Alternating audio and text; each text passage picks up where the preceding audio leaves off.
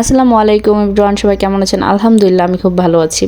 আজকে বানিয়ে ফেললাম পোড়া রুটি মালাই চা। এটা বানাতে আমার যে উপকরণগুলো লাগবে সেগুলো আমি প্রথমে নিয়ে নিচ্ছি। কনডেন্স মিল্ক, বাটার, চিনি, বনরুটি।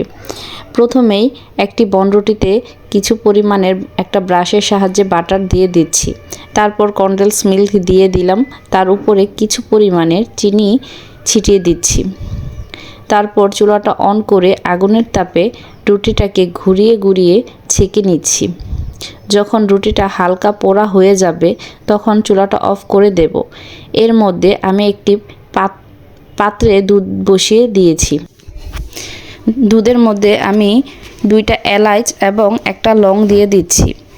এতে করে চাটা থেকে খুব সুন্দর একটি সুঘ্রাণ আসবে।